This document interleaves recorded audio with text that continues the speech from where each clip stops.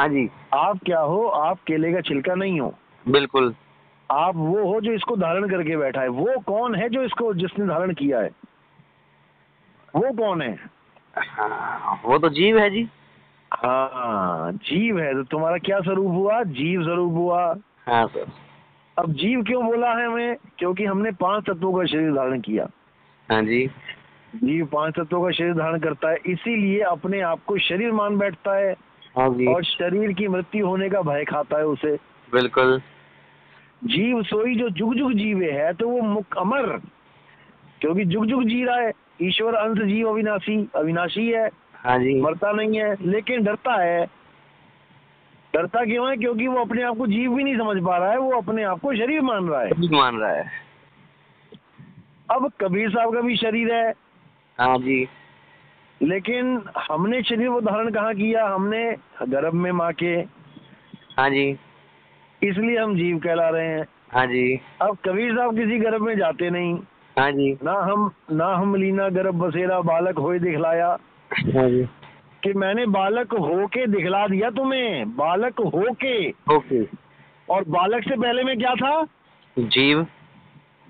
अरे उनको जीव क्यों बोल रहे हो भाई? जीव वो होता है जो गर्भ में जाके शरीर धारण करके आता है। अच्छा, जो जीव वो है जो गर्भ में धारण कर गर्भ में हाँ, जो गर्भ में जाके अज्ञानता में जाके शरीर धारण करके आता है और अपने आप को शरीर मानता है, वो जीव है। ठीक है जी।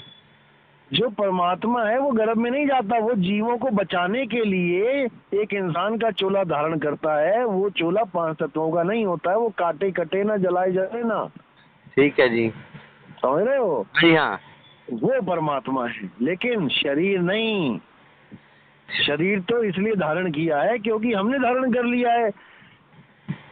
हमने आदमी औरत का शरीर धारण कर लिया, इसलिए वो आदमी औरत बन के आएंगे। हाँ जी।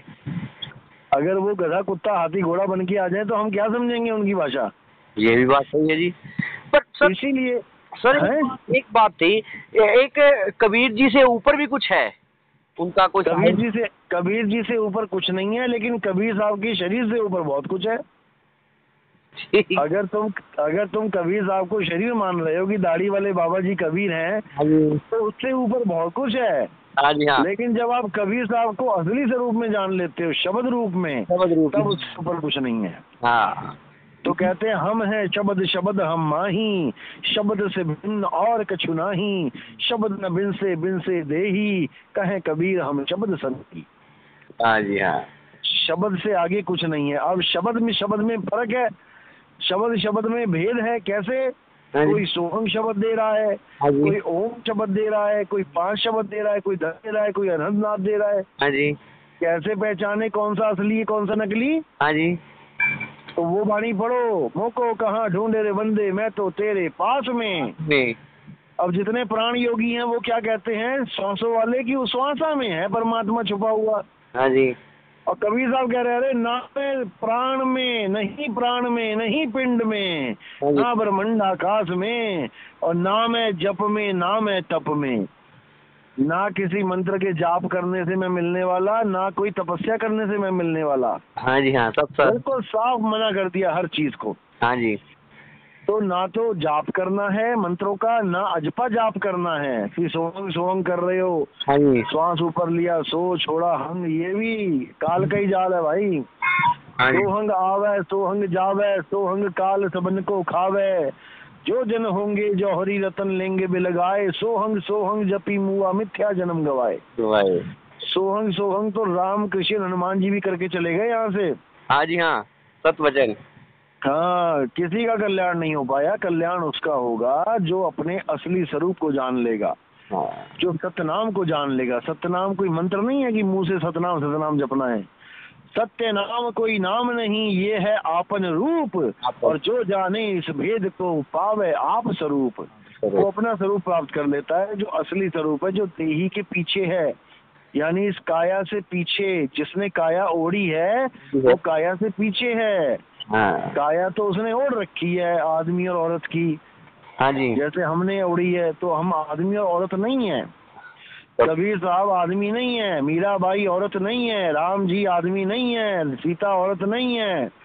ये जीव हैं, हाँ। ये जीव हैं। वो तो उन्होंने काया ओढ़ रखी है। वो काया ओढ़ रखी है। हे अर्जुन, तुम, मैं और ये राजा शरीर नहीं आत्मा है। शरीर तो इस आत्मा के कपड़े हैं। अब ये आत्मा कौन सी है? जीव आत्मा। जीवात्मा। जीव आत्मा है। नहीं सर, जीव में और जीवात्मा में या आत्मा में भी कोई फर्क है? कोई डिफरेंस? अरे कमाल हो गई, बच्चा बूढ़ा और जवान में फर्क नहीं है क्या? वो कैसे, जरा समझाएंगे? जैसे आप छोटे से बच्चे थे तो आप 1 क्विंटल बोरी उठा लेते थे क्या? जी जी। जब आप छोटे बच्चे थे तो आप कार चला लेते क्या? नहीं चलती थी जी। लेकिन जैसे ही बड़े होते गए चलाने भी लग गए।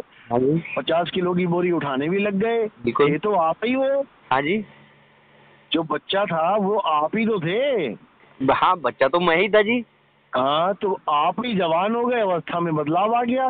तो पहले जीव है या आत्मा है? पहले आत्मा है, जीव तो प्रकट होता है। जीव प्रकट होता है। जीव शिव सब प्रगटे, वह ठाकुर वह दास, कबीर और जाने नहीं राम नाम की आस। जीव और शिव प्रकट होते हैं। ठीक है जी। आत्मा सदा सदा रहती है। आत्मा अटल है, अचल है, अविनाशी है, सनातन है। आत्मा से अलावा कुछ कोई ज्ञान ही नहीं है। आत्म ज्ञान बिना नर भटके, कभी काबा कभी काशी, जल में मीन प्यासी, मोहे देखत आवे हांसी। कौन से ज्ञान के बिना भटके? आत्म ज्ञान के बिना नर भटके। हाँ जी हाँ। तो इस आत्म ज्ञान को जानना है। ठीक है? ठीक है जी।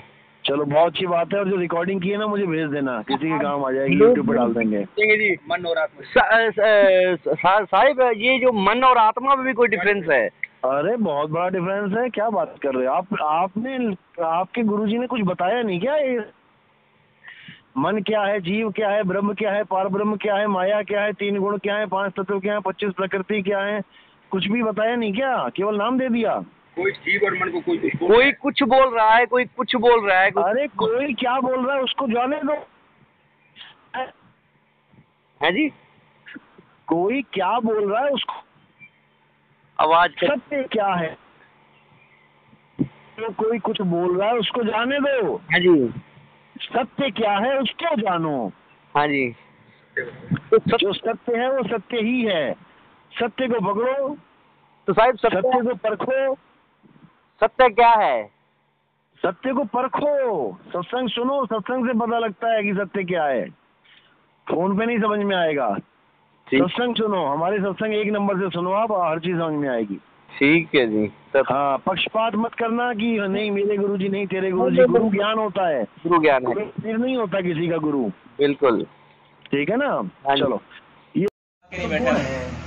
1 मिनट में बोलो। हाँ, वो तो गुण है। वो कोई ब्रह्मा आके नहीं बैठता। वो मात्र उनका जो तत्व है ना, तत्व रूप में वो स्थिति विद्यमान है और अधिष्ठाता है। ऐसे ही ये स्थिति जैसी पिंड में, कबीर साहब ने बोला पिंड है सो ब्रह्मांड है। मतलब पिंड के अंदर जो तत्व की स्थिति विराजमान है वैसे ही ब्रह्मांड के अंदर है। तो उनकी गणना दी है कि जैसे मैं किसी लोक के, सतोलोक की बात करूँ, सॉरी विष्णु के लोक की बात करूँ, वैकुंठ की बात करूँ, तो वो लोक है। उनका वर्णन किया है। अब आप उनको मतलब मिट्टी चीनी के विषय में कहते हुए इतना कम पड़ गया। अरे ये तो जैसे पृथ्वी का मंडल है, इसी प्रकार से ब्रह्मांड का मंडल है। बिल्कुल है। तो फिर इसमें गलत क्या है? जो परम गुरु ने बताया, उसका लोक है तो उसके लोक में रहने वाले निवासी भी हैं। उसमें अलग अलग बताया गया है कि ऐसे बंदे हैं, वहाँ पे ऐसे गोपियां हैं, ये है वो है।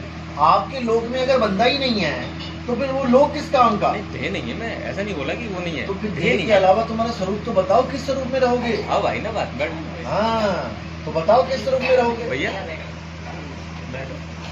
और वहाँ पर अलग अलग कैसे होगे? अब मुझे आप और 2 मैं पहुंच गए वहाँ पे, हम 2 रहेंगे कि 1 रहेंगे वहाँ पे? अभी तो देह रूप में हम अलग अलग हैं, दिखाई दे रहे हैं एक दूसरे को। वहाँ जाके आपको परमपिता परमात्मा कैसे आप बोध करोगे जब उसको देही नहीं है, तुम्हें भी देही नहीं है, तो कैसे क्या करोगे? यही ज्ञान कायम पंथ में बताया जाता है। अरे यही कबीर साहब के पंथ में बताया जाता है भाई। देखो, कबीर साहब और कायम पंथ में आपको मैं डिफरेंस बता दूं। कबीर साहब ने बात की कि मेरा स्वरूप कैसा है, मैं कौन हूँ। मतलब मैं, मतलब मेरी आत्मा या अपने चैतन्य स्वरूप के विषय में उन्होंने बात की। परम गुरु ने, मतलब कायम पंथ ने के अंदर जो बात हो जाती है, मैं कौन, मतलब मेरा वास्तविक स्वरूप कैसा है वो, और मेरा सृजनहार मतलब मेरा कर्ता कैसा है, इनके विषय में बात होती है। यहीं पे तुम लोग मात खा रहे हो। मेरा सृजनहार, किसका सृजनहार? क्या तुम्हारी सृजना होती है? जिसकी सृजना होती है उसका अंत हो जाता है। ये है सृजन। ये मकान सृजन किया है तुमने, ये लोक सृजन किए तुमने। सृजन वो होता है जिसको बनाया जाए, जो बनेगा वो बिगड़ेगा।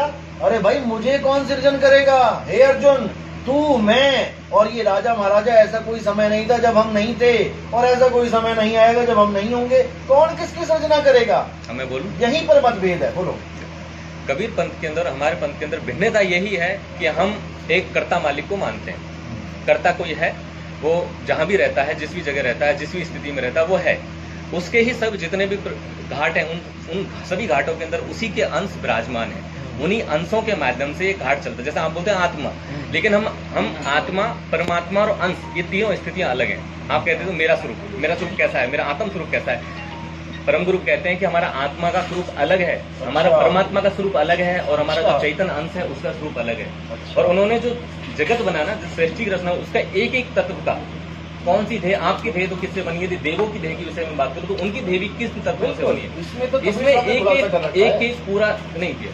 अरे कर रखा है, मैं भेज दूंगा आपको। मेरे पास में अभी भी गाड़ी में इतने ग्रंथ पड़े हो कबीर साहब। अरे भाई, तो आपको इसका मतलब वो चीज कभी पढ़ी नहीं आपको। आप मुझे छठ देही का कबीर साहब ने जिक्र कर रखा है। कौन सी देही कहाँ काम करती है, देवी देवता किसमें है, भूत पिशाच कौन सी देह में है, गण गंधर्व किसमें है, सारा कुछ जिक्र है। देही के विषय में कबीर साहब ने बात की है, मैं मानता हूँ। ठीक है, स्थूल, सूक्ष्म कारण, महाकारण और पांचवी कैवल्य उन्होंने बोला, जिसमें ज्ञान और विज्ञान वो आती है। तो ये तो मात्र उन्होंने बोला है। और जैसे हमारे स्थूल देह की वो बोलते हैं कि मन अंतस्करण प्रधान है और रजोगुण अधिष्ठान है, ऐसा बोला है। 5 तत्व में पृथ्वी तत्व प्रधान है, लेकिन इनमें भी कितने तत्व हैं, इनके मूल गणना के लिए वो परम गुरु ने बताई है। बिल्कुल सही बोल रहे हैं। ये सिर्फ बाहरी रूप से, मैं आपको पंचम वेद है,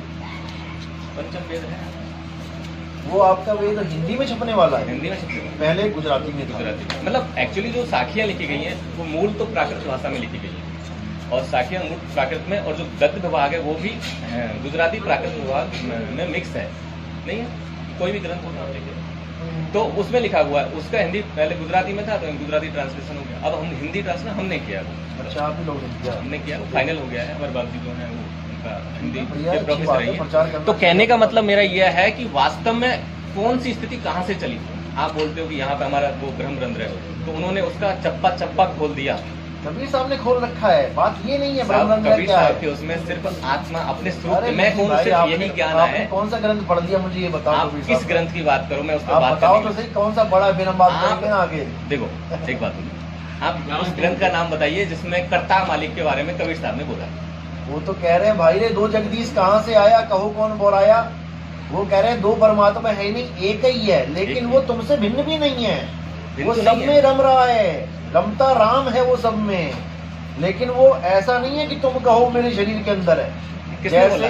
नहीं, किसने बोला शरीर के अंदर? मैं कह रहा हूँ कि ये मत समझना कि वो रमता राम सबके अंदर शरीरों में रम रहा है। वो शरीरों में नहीं रम रहा है, वो शरीरों से परे बैठा है, और वो किसी बाउंड्री में नहीं आता कि 30 मंजिल ऊपर ही बैठा है।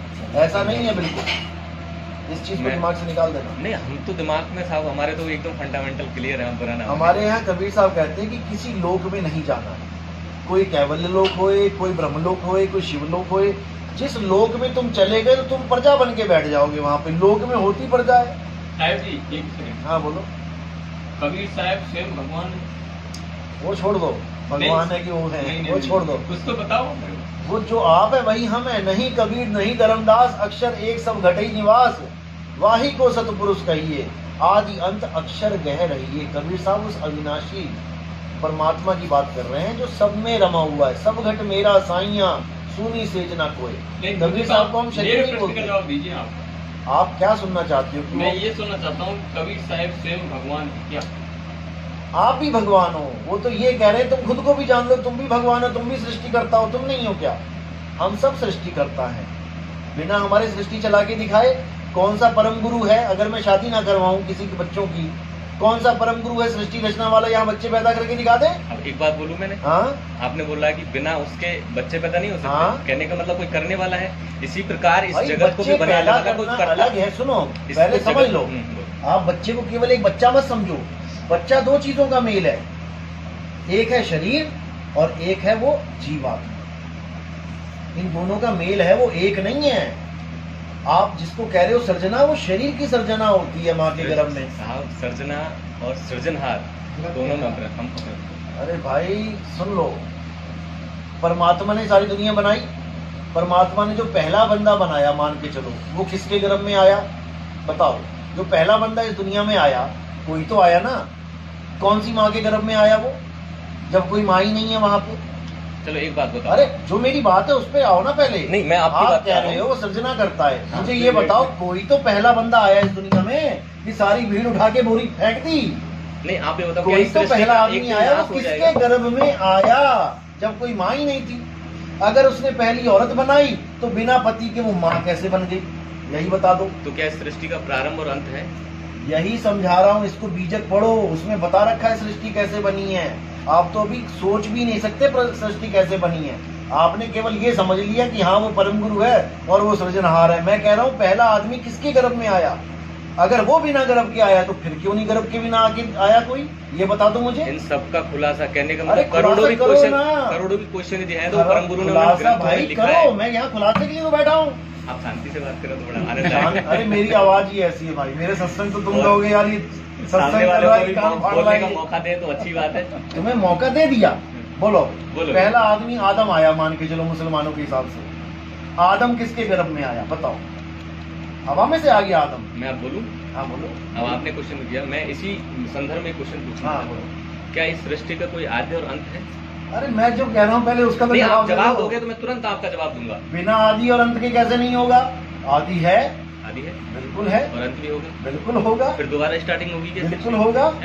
वहाँ होगा जहाँ पर अज्ञान होगा, क्योंकि अज्ञान का नाम ही सृष्टि है। तो ऐसे तो अनवरत चलती रहेगी। फिर समझ लो, मैं कह रहा हूँ ना, आपको भी यही नहीं पता लग रहा सृष्टि बना कौन रहा है। तभी तो सृजनहार को मान के बैठ गए कि वो बना रहा है। अगर उसने पहला आदमी बिना माँ के गर्भ के बना दिया तो बाकियों को गर्भ में क्यों डाल रहा है? नहीं, मेरा कहने का मतलब आदि अंत में ये है कि जब यदि प्रारंभ हुआ है तो स्टार्टिंग में गर्भ की स्थिति कैसे बनी? प्रारंभ हुआ तो यही मैं समझा रहा हूँ। ये तो तब होगा ना जब तुम इस ज्ञान को समझोगे, तब समझ में आएगा कि पहला आदमी कहाँ से टपका। कहाँ से टपका होगा? ये तो ज्ञान जब समझोगे तब। ऐसे थोड़ी इसी प्रकार कायम पंथ के अंदर जब उसको पूर्णतः हमको पढ़ोगे, कभी पढ़ने का मौका मिले, हमारे 15 ग्रंथ। अरे कायम पंथ तो उसी प्रकार उसमें रस का मात्र दिया हुआ है। छोड़ दो, जैसा आप बोलते हो ना, सवाल है उसका जवाब ढूंढो। सवाल का ही मुसलमान कहते हैं, मैंने भी आज तक मुसलमानों से यही पूछा कि तुम कहते हो पहला आदमी आदम आया, आदम हव्वा आया, ठीक है मान के चलो, आदम हव्वा। ये बिना गर्भ के कैसे आ गया? आदम गर्भ में आया कि हव्वा ने उसको पैदा किया? हमको टाइम हो गया 11 बजे। लंबा टॉपिक है लेकिन मुद्दा है ये मुद्दा।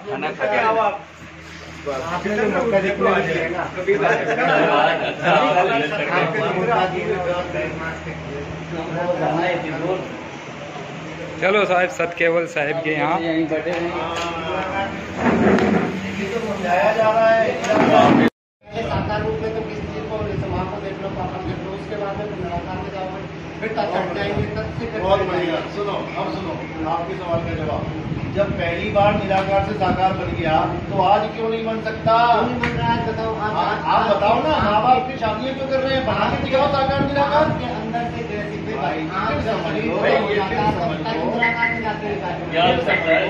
कोई बंदा खत्म हो गया, मान के चलो उसने सारी सृष्टि छोड़ दी, साकार निराकार, अब वो गर्भ में जाके सृष्टि को बना रहा है। पहले क्यों आ गया? पहले क्यों आ गया? सबसे पहला बंदा क्यों आ गया? वो परमात्मा, कुछ कह लो, उसके हजारों नाम है। सृजनहार के नाम, सृजनहार मानते उसका नाम? सुनो, मनुष्य को गधा भी कहा जा सकता है। मनुष्य को बाप को कह देते गधा, गधे को बाप बना लिया। भाई ये सारे 52 परमात्मा तब बना उसका नाम जब ये 52 अक्षर बने हैं, जब अक्षर नहीं थे। 52 अक्षर तो बाद में बने साकार रूप में। तुमने पहले परमात्मा का नाम रख लिया 52 अक्षर से पहले। अभी तो तुमने बोला परमात्मा नहीं, हम सृजनहार मानते हैं। 52 अक्षर की बात बनती है, बिना 52 के संज्ञा जय राम। हद हो गई।